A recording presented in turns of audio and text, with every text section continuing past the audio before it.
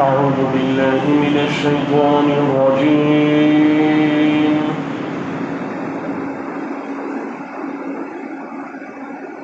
بسم الله الرحمن الرحيم.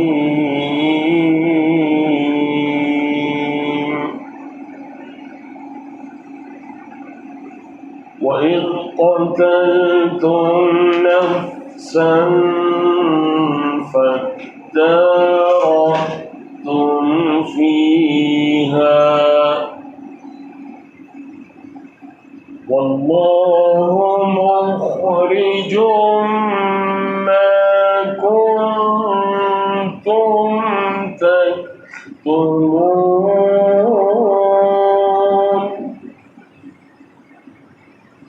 فقلنا اضربوه ببعضها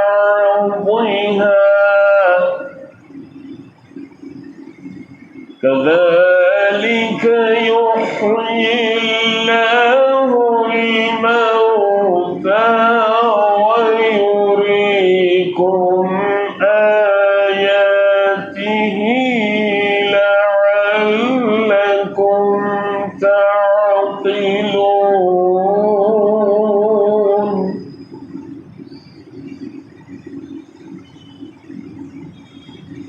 ثم قست قلوبكم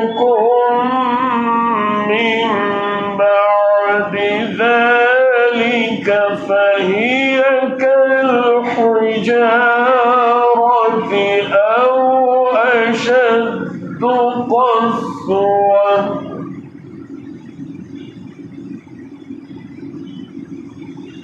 وإن من الحجارة لما يتفجر منه الأنهار وإن منها لما يشقق فيخرج منه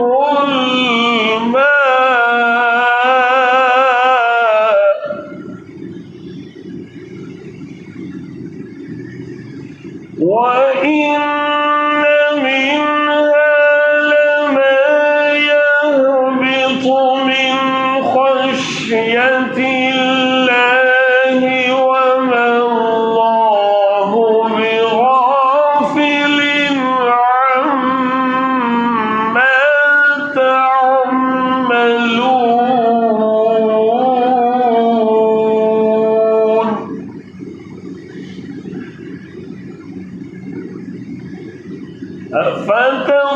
أفتطمعون أن يؤمنوا لكم وقد كان فريق منهم يسمعون كلام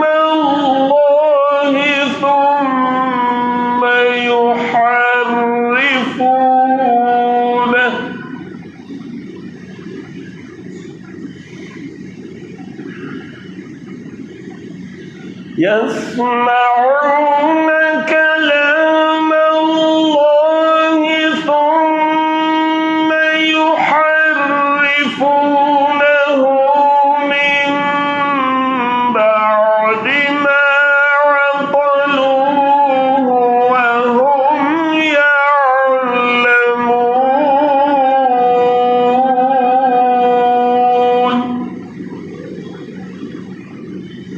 وإذا لقوا الذين آمنوا قالوا آمنا وإذا خلا بعضهم إلى بعض قالوا أتحدثونهم بما فتح الله عليكم ليحاجوكم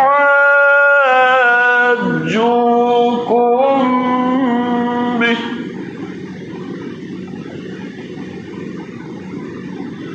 أتحدثونهم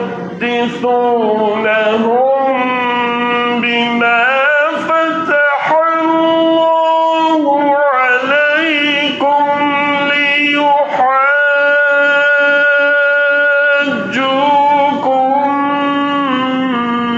به عند ربكم أفلا تعقلون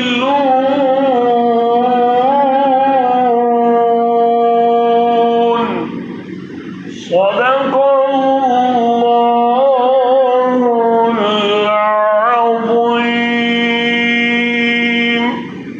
سورہ بقرہ کی آیات 72 سے 76 تک پڑھی گئی۔ ترجمہ ہے، اور تمہیں یاد ہے وہ واقعہ جب تم نے ایک شخص کی جان لی تھی، پھر اس کے بارے میں جھگڑنے اور ایک دوسرے پر قتل کرنے کا الزام تھوپنے لگے تھے، اور اللہ نے فیصلہ کر لیا تھا کہ جو کچھ تم چھپاتے ہو اسے کھول کر رکھ دے گا۔ اس وقت ہم نے حکم دیا کہ مقتول کی لاش کو اس کے ایک حصے سے ضرب لگاؤ۔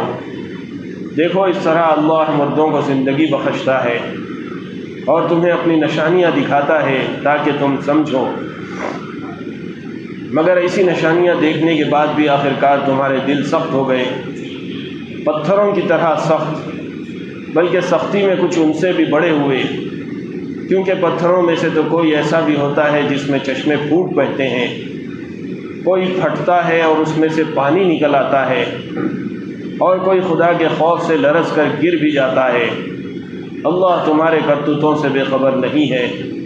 اے مسلمانوں، اب کیا ان لوگوں سے تم یہ توقع رکھتے ہو کہ تمہاری دعوت پر ایمان لے آئیں گے؟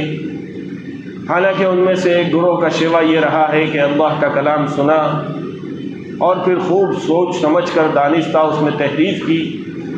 محمد رسول اللہ صلی اللہ علیہ وسلم پر ایمان لانے والوں سے ملتے ہیں تو کہتے ہیں کہ ہم بھی انہیں مانتے ہیں، اور جب آپس میں ایک دوسرے سے تخلیے کی بات چیت ہوتی ہے تو کہتے ہیں کہ بے وقوف ہو گئے ہو، ان لوگوں کو وہ باتیں بتاتے ہو جو اللہ نے تم پر کھولی ہیں تاکہ تمہارے رب کے پاس تمہارے مقابلے میں انہیں حجت میں پیش کریں۔